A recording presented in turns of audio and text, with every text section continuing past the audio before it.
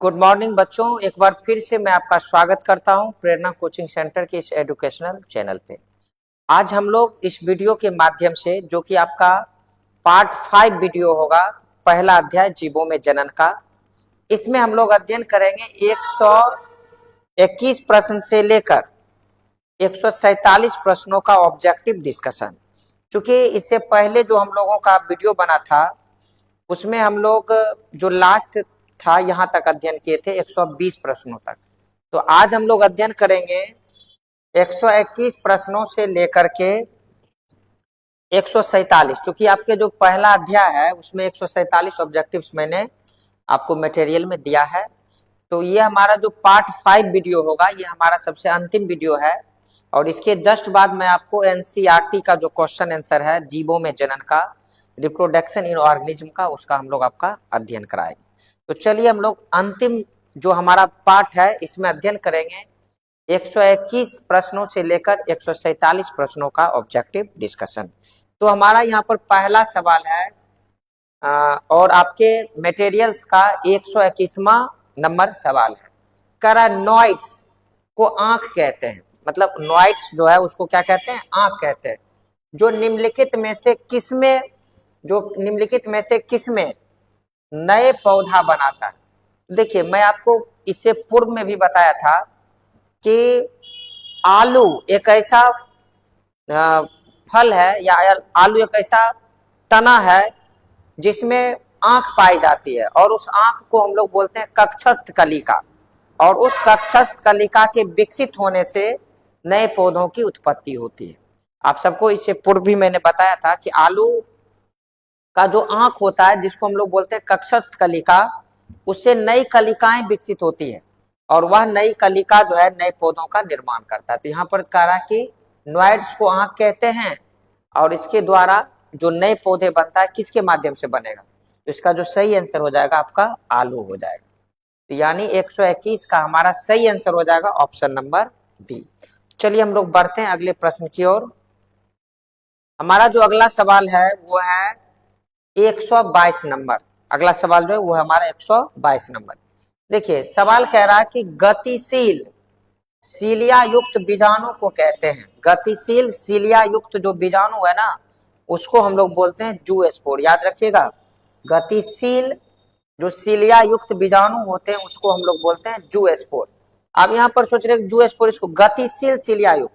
सीलिया का मतलब होता है कि जीवों के बाहरी सतह पर केशनुमा संरचना पाई जाती है, और यह केशनुमा संरचना क्या करता है कि जीवों में गतिशीलता लाती है और प्रजनन में भी ये सहायता करवाती है। तो ये किस में पाया जाता है? तो ये पाया जाता है जूस्पोर में। याद रखिएगा, ये पाया जाता है किस में? जूस्पोर में, जिसको हिंदी में हम लोग बोलते हैं चल बीजाणु। इसको हम लोग हिंदी में बोलेंगे चल बीजाणु। इसको हम लोग हिंदी में बोलते हैं चल बीजाणु, यानी अंग्रेजी में इसका नाम है जूस्पोर। और इसमें क्या पाए जाते हैं जी? या एक गतिशील सीलिया युक्त बीजाणु होता है। यह हमारा एक गतिशील सीलिया युक्त क्या है? बीजाणु है।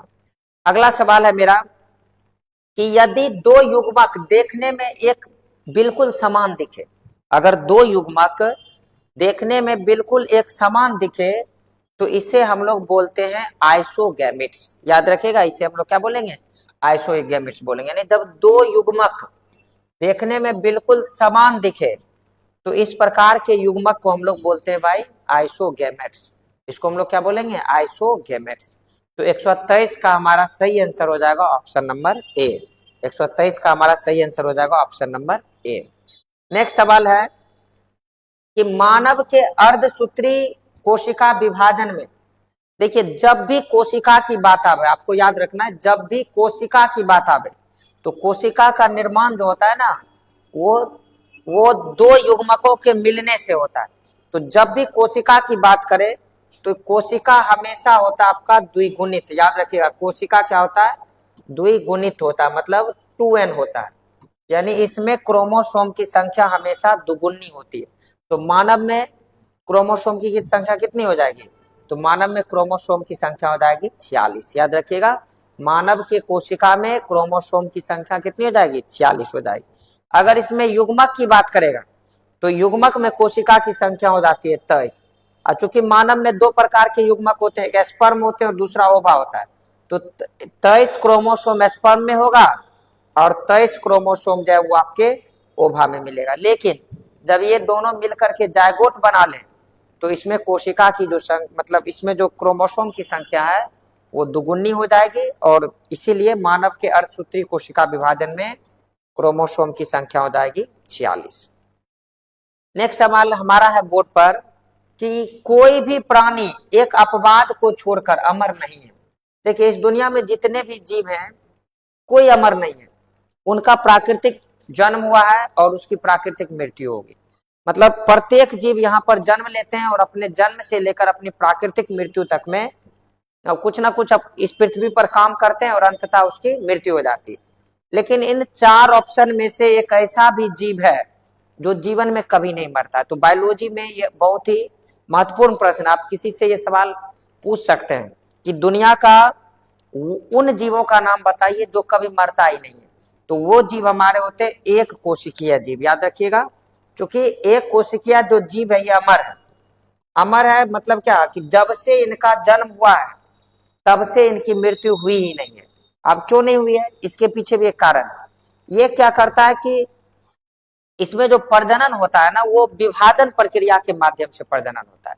तो मतलब जैसे मान लो यहाँ पर एक कोशिकीय जीव है, अब ये क्या होगा कि मरने से पहले 2 भाग में बट गया, फिर ये वो मरने से पहले 4 भाग में बट गया। इस तरह से इसका जो है ना लगातार विभाजन होते आ रहा है और कभी भी इसकी मृत्यु नहीं होती। मतलब जो एक कोशिकीय जीव है वो हमेशा क्या हो जाएंगे, अमर हो जाएंगे। एक कोशिकीय जो जीव है हमारा वो क्या हो जाएगा, अमर हो जाएगा। देखिए अगला सवाल हमारा है 126 नंबर, इसको हम लोग समझते हैं। कहता है संतान जो लगभग एक दूसरे के आइडेंटिकल होते हैं। याद रखिएगा, वैसे बच्चे जो एकदम एक दूसरे के आइडेंटिकल होते हैं और साथ ही उनके पेरेंट्स मतलब उनके जो जनक हैं वो भी आइडेंटिकल होते हैं, तो ऐसे बच्चे को हम लोग बोलते हैं ट्विंस। याद रखिएगा, ऐसे बच्चे को हम लोग बोलते हैं ट्विंस। ऐसे बच्चे को हम लोग क्या बोलेंगे, ट्विंस बोलेंगे। बड़ा इजी सवाल है कि संतान जो लगभग एक दूसरे के आइडेंटिकल होते हैं तथा उनके पेरेंट्स भी आइडेंटिकल होते हैं, तो ऐसे बच्चे को हम लोग बोलेंगे ट्विंस। याद रखिएगा, ऐसे बच्चे को हम लोग बोलेंगे ट्विंस। तो हमारा जो है 126 का सही आंसर हो जाएगा ऑप्शन नंबर ए। चलिए नेक्स्ट सवाल हमारा है कि निम्नलिखित में से सही का चुनाव कीजिए। मतलब इस 4 ऑप्शन में से कोई एक ऑप्शन जो है वो बिल्कुल सही है, उस ऑप्शन को आपका चयन करना। जैसे पहला ऑप्शन है करा कि एस्पोंज का जूस्पोर, ये बिल्कुल गलत है क्योंकि एस्पोंज में जूस्पोर नहीं होगा। पेनिसिलियम में जेम्यूल्स बनेंगे, ये भी बिल्कुल गलत है। करा शैवाल में कोनेडिया बनेगा, ये भी गलत है। तो इसका मतलब हो गया कि हाइड्रा में जो आपका क्या बनेगा, कलिका बनेगा। तो ऑप्शन नंबर जो डी है वो बिल्कुल आपका सही है, क्योंकि हाइड्रा में कलिका बनता है। क्वेश्चन यहाँ पर पूछ रहा था कि सही का चुनाव करें, तो हाइड्रा की जो कलिका है ये बिल्कुल सही है। तो यानी 127 का आपका सही आंसर हो जाएगा ऑप्शन नंबर डी। चलिए नेक्स्ट सवाल हमारा है 128। इख को बोलते हैं गन्ना। अक्सर आप लोग खाते होंगे गन्ना, खास करके जब हम लोग के बिहार में छठ पूजा मनाई जाती है तो कम से कम साल में एक बार जो है ना हमारे दांत का प्रैक्टिस हो जाता है गन्ना खाने का। तो वही गन्ना है। कहता गन्ना में ग्राफ्टिंग नहीं होता। ग्राफ्टिंग माने क्या, जैसे ये गन्ना है तो इसमें हम इसमें कलिका नहीं लगा पाते। अब इसमें कलिका क्यों नहीं लगा पाते, क्योंकि इसमें जो वैस्कुलर बंडल्स होते हैं ना वो बिखरे होते हैं। गन्ना का जो वैस्कुलर बंडल होता है ना वो बिखरा हुआ था, इसीलिए इसमें हम लोग क्या कर सकते हैं, ग्राफ्टिंग नहीं कर पाते। इसमें हम लोग ग्राफ्टिंग नहीं कर पाते। तो याद रखिए कि गन्ना में ग्राफ्टिंग की प्रक्रिया नहीं होती है। क्यों नहीं होती है, क्योंकि इसके जो वैस्कुलर बंडल्स होते हैं ना वे बिखरे रहते हैं। इसके जो वैस्कुलर बंडल्स होते हैं वो क्या होते हैं, बिखरे हुए रहते हैं। करा किसी अनिषेचित अंडज से बीज के विकास को क्या कहते हैं। देखिए किसी अनिषेचित, याद रखिए यहाँ क्या कर अनिषेचित यानी और अनिषेचित अंडे से बीज का बनना। अगर जब किसी अनिषेचित अंडा से बीज बनता है तो इस प्रक्रिया को हम लोग बोलते हैं पार्थोनोकी। याद रखिएगा, इस प्रक्रिया को हम लोग क्या बोलेंगे, पार्थोनोकी। इस प्रक्रिया को हम लोग क्या बोलेंगे, पार्थोनोकी। तो चलिए नेक्स्ट हम लोग बढ़ते हैं। अब यहाँ पर सवाल है कि एक बीज पत्री में ग्राफ्टिंग बिरले ही सफल होता है। जो एक बीज पत्री होता है, एक बीज पत्री मतलब वैसा बीज जिसमें केवल और केवल एक दल हो। याद रखो, एक बीज पत्री का मतलब होता है वैसा बीज जिसमें केवल और केवल एक दल हो। तो जो एक बीज पत्री होता है उसमें ग्राफ्टिंग बिरले सफल होता है। क्यों सफल होता है? इसलिए सफल होता है कि एक बीज पत्री जो होते हैं ना उसमें कैम्बियन विहीन होते हैं। वो क्या होते हैं? कैम्बियन विहीन होते हैं। तो 130 का हमारा सही आंसर हो जाएगा ऑप्शन नंबर बी। 130 का हमारा सही आंसर हो जाएगा ऑप्शन नंबर बी। नेक्स्ट सवाल हमारा है बोर्ड पे कि एफायरा लार्वा और ओरेलिया में पाया जाता है और इसका निर्माण किस विधि से होता है? तो इसका निर्माण याद रखिएगा एस्ट्रोवाइलेशन विधि से होता है। एस्ट्रोवाइलेशन विधि से होता है, याद रखिएगा। एफायरा लार्वा ओरेलिया में पाया जाता है और इसका जो निर्माण विधि है ना वो निर्माण विधि क्या हो जाएगा? एस्ट्रोवाइलेशन होगा। इसका जो निर्माण विधि है वो एस्ट्रोवाइलेशन कहलाएगा। यानी कि 131 का हमारा जो सही आंसर हो जाएगा वो आपका ऑप्शन नंबर डी हो जाएगा। चलिए नेक्स्ट सवाल है कि जीरोनोटोलॉजी में किसका अध्ययन किया जाता है? तो याद रखिएगा ये बायोलॉजी की एक क्या है कि ब्रांच है जिसमें हम लोग अध्ययन करते हैं एंजीन का। जिसमें हम लोग करते हैं किसका अध्ययन? एंजीन का। याद रखिएगा इसमें हम लोग करते हैं एंजीन। अब चूंकि एंजीन क्या है ये आपके दिमाग में चल रहा होगा तो आपसे मैं सवाल पूछता हूं, चूंकि बीच बीच में आपका ध्यान कहाँ रहता है, पढ़ते हैं कि नहीं पढ़ते हैं। इसके टेस्टिंग के लिए आपको बताना कि एंजीन है क्या। हमें कमेंट बॉक्स में बतावें ये एंजीन क्या है। इस पे आप रिसर्च करें और कभी कभी आपको रिसर्च करने का मौका दिया जाना चाहिए ताकि आप भी जो है ना इस सब्जेक्ट से अभिरुचि को अधिक से अधिक डेवलप कर सकते हैं। तो चलिए आप हमें कमेंट बॉक्स में जल्द से जल्द बताइए कि एंजीन क्या होता है। क्योंकि जीरोनोटोलॉजी में हम लोग एंजीन का अध्ययन करते हैं तो एंजीन होता क्या है आप बताइए। हम अगले वीडियो में निश्चित रूप से इसकी चर्चा करेंगे और कौन कौन से छात्र हमें सही सही उत्तर भेज रहे हैं उसका नाम के साथ साथ मैं इस पे चर्चा करूंगा और इसका जो सही आंसर होगा मैं उसके बारे में भी आपको बताऊंगा। तो चलिए ये आपका होमवर्क रहा, एंजीन क्या है इसके बारे में बताना आपको। हमारा जो अगला सवाल है कह रहा कि निम्नलिखित में से किसका बिना निषेचन द्वारा प्रजनन की क्षमता होती है? बताइए। बिना निषेचन मतलब स्पर्म और ओवा के मिले बिना ही उसमें प्रजनन हो जाता है। तो ऐसा कौन सा जीव है? तो आप गाय तो होगा नहीं, आपको पता है कि उसमें निषेचन की प्रक्रिया कराई जाती है। मकड़ा भी नहीं होगा। क्या चूहा तो चूंकि उभयलिंगी है। और एक मधुमक्खी एक ऐसा जीव है, याद रखिएगा मधुमक्खी एक ऐसा जीव है जिसमें बिना निषेचन के ही, बिना निषेचन का मतलब क्या? स्पर्म और ओवा के बिना मिले ही प्रजनन की क्षमता उत्पन्न हो जाती है। क्यों? क्योंकि पूरे मधुमक्खी के छत्ता में एक मादा मधुमक्खी होती है और पूरा का पूरा नर मधुमक्खी होता है। तो इसमें क्या होता है कि बिना निषेचन की ही जो इसमें क्या हो जाता है? प्रजनन की क्षमता पाई जाती है। तो याद रखिएगा 133 का हमारा सही आंसर हो जाएगा ऑप्शन नंबर सी। सवाल है कि प्याज के युग्मकों में गुणसूत्र की संख्या कितनी होगी? तो इसका सही आंसर हो जाएगा 16। याद रखिएगा प्याज का जो युग्मक है उसमें गुणसूत्र की संख्या हो जाएगी हमारी 16। तो ये आपको लिस्ट दिए थे अलग अलग जीव के, लगभग कई सवाल ऐसे जो है आपके प्रश्न इसमें आ चुके हैं। हमारा अगला सवाल है कि किसी अनावृत बीजी में, किसी अनावृत बीजी में इंडोस्पर्म जिसको हिंदी में हम लोग बोलते हैं भ्रूणपोष, ये होता है। भ्रूणपोष में क्रोमोसोम की संख्या कितनी होती है? तो याद रखिएगा चूंकि जो भी भ्रूणपोष होगा इस प्रकार की संरचनाएं होती है। अंड कोशिका यहाँ होगा और द्वितीयक केंद्रक यहाँ होगा और इसमें दो दो बार निषेचन की प्रक्रिया होती है। तो जब दो बार निषेचन की प्रक्रिया होती है तो ये हमारा हो जाता है त्रिगुणित। याद हो जाता है त्रिगुणित, यहाँ पर गुणित होना चाहिए, त्रिगुणित यानी 3n।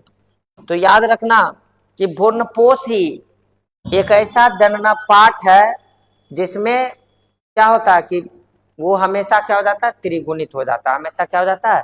त्रिगुणित हो जाता है। मतलब यहाँ पर क्रोमोसोम की संख्या 3 गुनी हो जाती है। याद रखिएगा यहाँ पर क्रोमोसोम की जो संख्या है वो कितनी? 3 गुनी हो जाती है। चलिए अगला सवाल की ओर बढ़ते हैं। कह रहा किसी पुष्प के अंडाशय होते हैं। याद रखो जब भी अंडाशय बोले तो मैंने आपको क्लास में बताया था कि कोई भी अंग हो या फिर उत्तक हो या फिर कोशिका हो ये सभी के सभी जो है ना, याद रखिएगा, हमेशा होगा द्विगुणित। याद रखिए क्या हो जाएगा, द्विगुणित हो जाएगा। और जितने भी युग्मक हैं वो हो जाएगा हमारा अगुणित। तो यहाँ पर चूंकि अंडाशय है, अंडाशय एक अंग का नाम है, तो ये हमेशा क्या कहलाएगा जी, द्विगुणित कहलाएगा। याद रखिएगा, ये हमेशा क्या कहलाएगा, द्विगुणित कहलाएगा। तो 136 का हमारा सही आंसर हो जाएगा ऑप्शन नंबर बी। 136 का हमारा सही आंसर हो जाएगा ऑप्शन नंबर बी। कर पौधों में अर्धसूत्री विभाजन किसमें होता है? तो देखिए पौधों में जो अर्धसूत्री विभाजन होता है, याद रखिएगा, अर्धसूत्री विभाजन की जो प्रक्रिया होती है वो युग्मकों में होती है।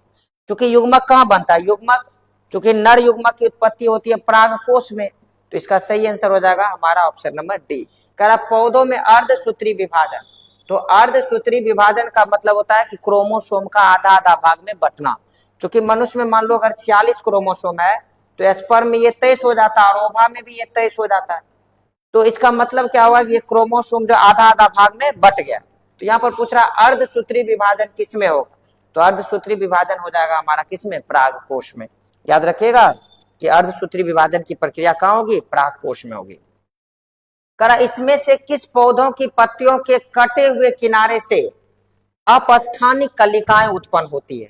तो जिन पौधों में पत्तियों द्वारा वर्धी प्रजनन होगा उसमें क्या होगा कि उसके कटे हुए किनारे से अपस्थानिक कलिकाएं निकलेगी और इसी कलिका से जो है ना नए पौधे का निर्माण होगा। इसी पौधे से क्या होगा, नए पौधे का निर्माण होगा। तो ऐसा पौधा कौन सा है, तो ऐसा पौधा है ब्रायोफिलम।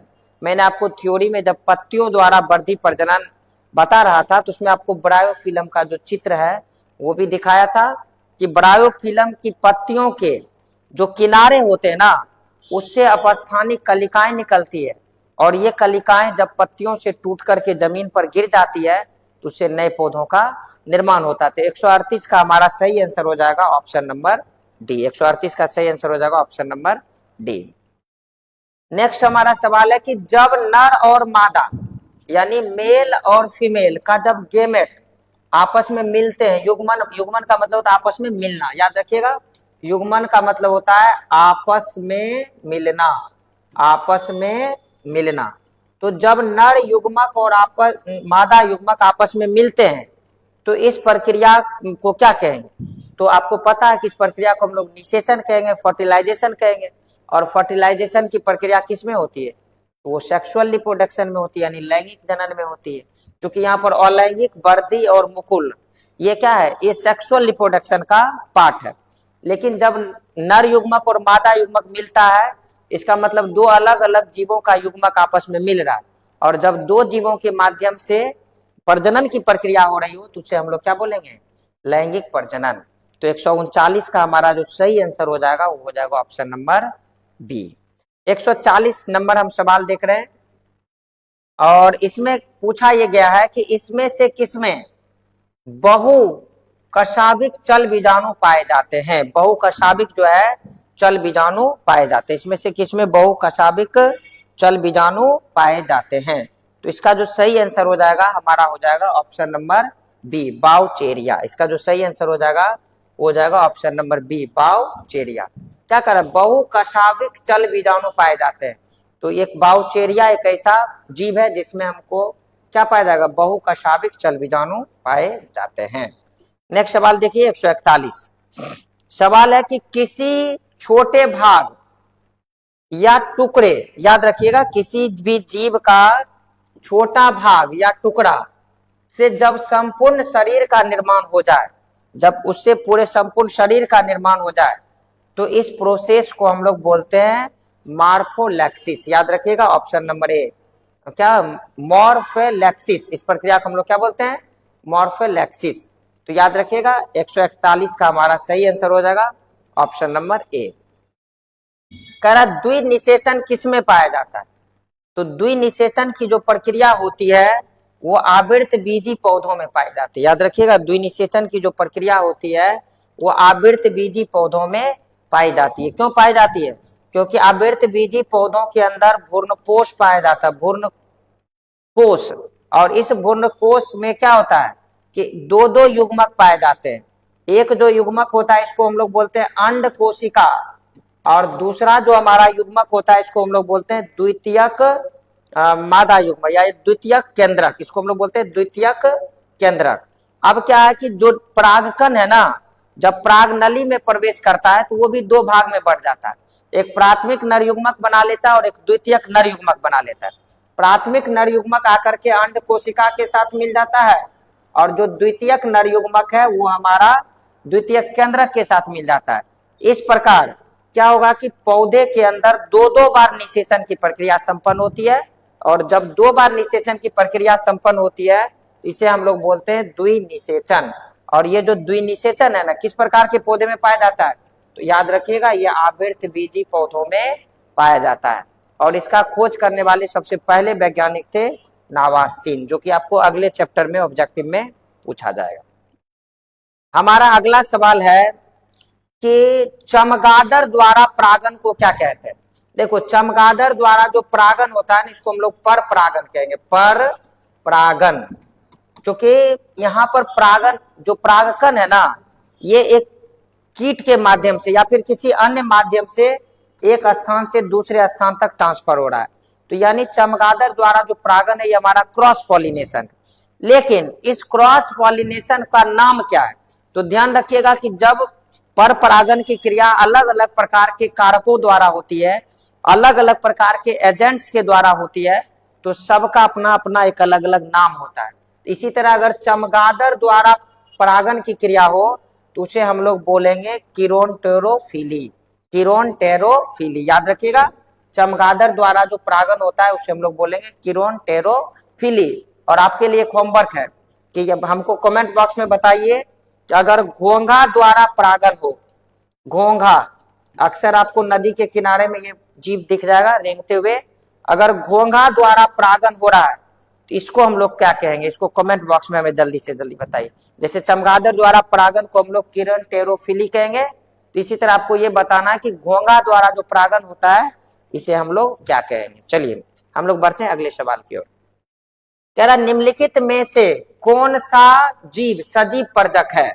अब सजीव परजक का मतलब आपको बताया ही था मैंने कि सजीव परजक का मतलब होता है कि वैसा जीव जिनके भ्रूण का विकास, याद रखिए, वैसा जीव जिनके भ्रूण का विकास माँ के गर्भ में होता है, जिनके भ्रूण का विकास माँ के गर्भ में होता है, उसे हम लोग बोलते हैं सजीव परजक। तो यहाँ पर ऑप्शन नंबर ए है कॉकरोच, बिच्छू, मक्खी और तितली। तो इसका सही आंसर हो जाएगा हमारा बिच्छू। बिच्छू एक ऐसा जीव है जिनकी उत्पत्ति या जिनके भ्रूण का विकास माँ के गर्भ में होता है, इसलिए बिच्छू को हम लोग सजीव परजक जीव के नाम से जानते हैं। बिच्छू को हम लोग क्या बोलेंगे, सजीव परजक जीव के नाम से जानते हैं।